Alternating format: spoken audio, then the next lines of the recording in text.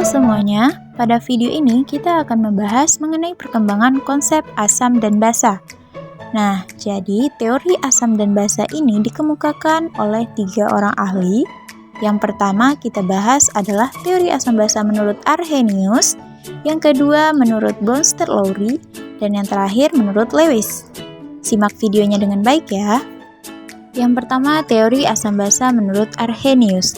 Arrhenius adalah seorang ahli kimia berkebangsaan Swedia.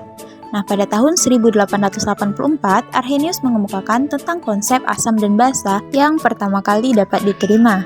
Arrhenius menjelaskan bagaimana kekuatan asam dalam air tergantung pada konsentrasi ion-ion hidrogen di dalamnya. Menurut Arrhenius, asam adalah zat yang di dalam air dapat menghasilkan ion H+. Contohnya adalah larutan HCl. Ketika HCl dilarutkan ke dalam air, maka HCl akan terionisasi menghasilkan ion H+ dan ion Cl-. Contoh lainnya adalah larutan asam sulfat. Ketika H2SO4 dilarutkan ke dalam air, maka H2SO4 akan terionisasi menghasilkan 2 ion H+ dan ion SO4 2-. Jumlah ion H+ dari ionisasi 1 mol asam disebut valensi asam. Sedangkan anionnya disebut sebagai anion sisa asam. Pada reaksi ionisasi HCl, valensi asamnya adalah 1 karena hanya 1 ion H+ yang dihasilkan, sementara ion sisa asamnya adalah Cl-. Kemudian untuk reaksi ionisasi H2SO4, valensi asamnya ada 2 dan anion sisa asamnya adalah SO4 2-. Ion H+ yang dilepaskan zat asam ketika terionisasi dalam air akan diikat oleh molekul air membentuk H3O+. Jadi persamaan reaksinya secara umum adalah HX ditambah H2O membentuk H3O+ ditambah X-. Untuk jenis-jenis asam, yang pertama ada monoprotik, yaitu asam yang hanya menghasilkan 1 ion H+ ketika terionisasi. Contohnya adalah HCl dan HNO3. Kemudian ada diprotik, yaitu asam yang menghasilkan 2 ion H+. Ada H2SO4 dan H2S. Kemudian ada triprotik, yaitu asam yang menghasilkan 3 ion H+. Contohnya adalah H3PO4. Selanjutnya kita bahas basa Arrhenius. Menurut Arrhenius, basa adalah zat yang di dalam air dapat menghasilkan ion OH-. Contohnya adalah ketika NaOH dilarutkan ke dalam air, maka NaOH terionisasi menghasilkan ion Na+ dan ion OH-. Nah, jelas perbedaannya ya. Kalau tadi asam menghasilkan ion H+, maka basa itu menghasilkan ion OH- ketika dilarutkan dalam air. Nah, jumlah ion OH- yang dihasilkan dari ionisasi basa disebut sebagai valensi basa, sedangkan kationnya disebut sebagai ion sisa basa. Nah, pada ionisasi NaOH hanya memiliki valensi basanya 1 dan kation sisa basanya adalah Na+. Sementara pada ionisasi MgOH 2 kali, maka valensi basanya ada 2 dan kation sisa basa adalah Mg2+. Untuk jenis-jenis basa, sama halnya dengan jenis asam tadi, ada monohidroksi yang menghasilkan 1 ion OH-, contohnya KOH dan NaOH. Ada dihidroksi yang menghasilkan 2 ion OH-, contohnya adalah MgOH 2 kali dan BaOH 2 kali. Kemudian ada trihidroksi, yaitu menghasilkan 3 ion OH-, contohnya adalah AlOH 3 kali. Asam basa Arrhenius memiliki beberapa keterbatasan. Yang pertama, hanya terbatas pada pelarut air. Yang kedua, asam basa Arrhenius tidak dapat menjelaskan alasan kenapa senyawa NH3 termasuk senyawa basa. Senyawa NH3 tidak memiliki OH pada rumus kimianya, namun senyawa ini dapat menghasilkan OH- ketika dilarutkan dalam air.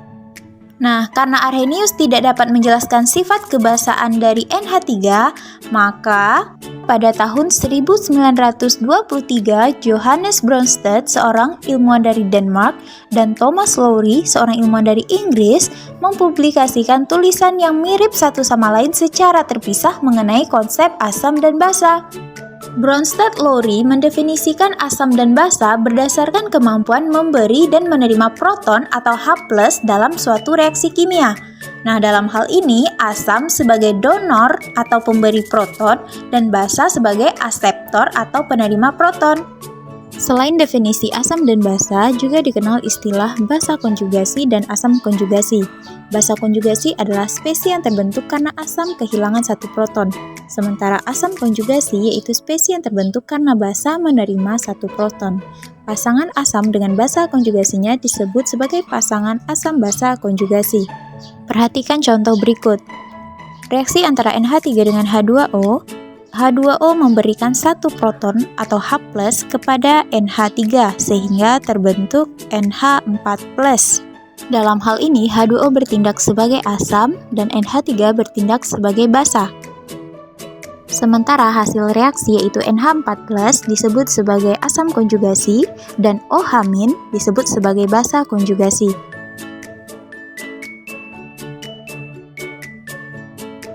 Pasangan asam yaitu H2O dengan basa konjugasinya OH- disebut sebagai pasangan asam basa konjugasi dan pasangan basa NH3 dengan asam konjugasinya NH4+ disebut juga sebagai pasangan asam basa konjugasi. Jadi persamaan reaksinya secara umum adalah hanya selisih satu proton atau atom H. Perhatikan, Ha adalah asam dan B adalah basa. Ha memberikan satu ion H+ kepada basa yaitu B sehingga membentuk amin dan Hb+. Jadi Ha adalah asam, B adalah basa, amin adalah basa konjugasi, jadi asam yang kehilangan satu proton atau H+, dan Hb+ adalah basa yang menerima satu ion H+, disebut sebagai asam konjugasi.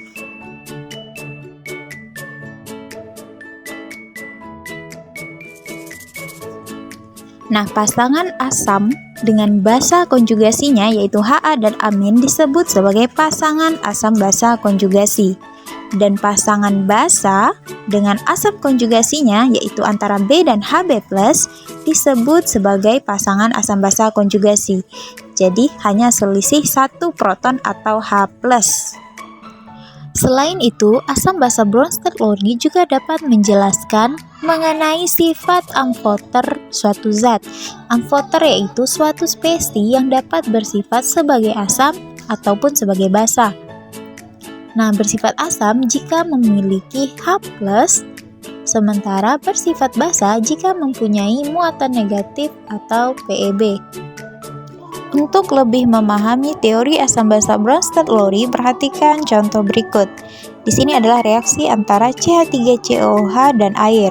CH3COOH mendonorkan satu proton atau H+ kepada H2O sehingga CH3COOH bertindak sebagai asam dan H2O sebagai basa.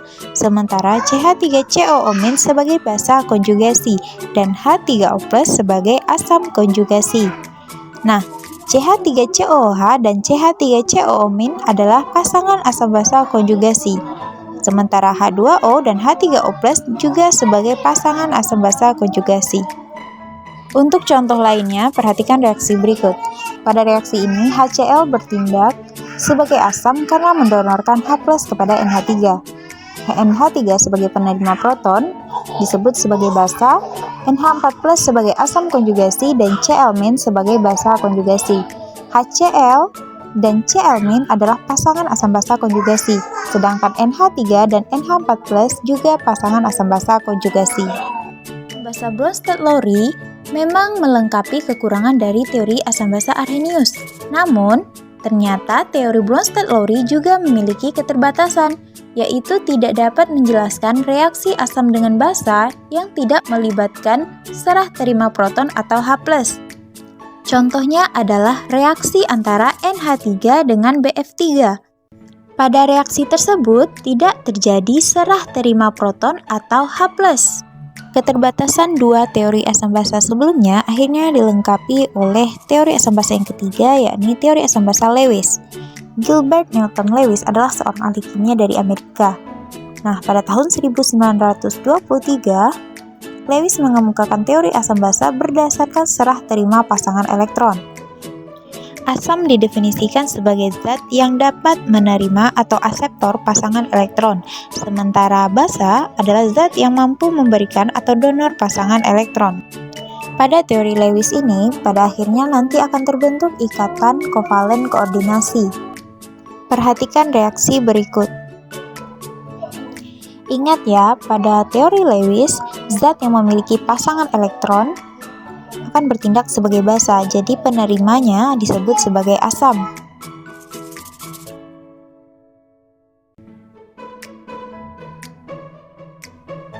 Berikut adalah reaksi antara NH3 dengan BF3. Pada reaksi ini, zat yang memiliki pasangan elektron bebas adalah NH3, sehingga penerima pasangan elektronnya adalah BF3.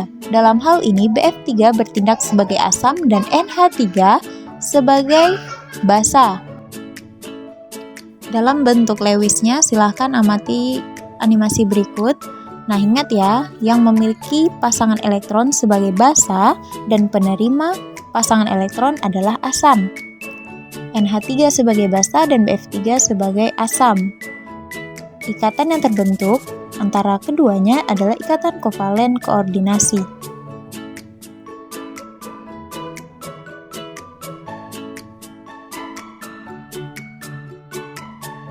Oke, setelah mengamati contoh tersebut, silahkan jawab pertanyaan pada ELKPD ya. Jika belum jelas, silahkan putar videonya kembali. Terima kasih.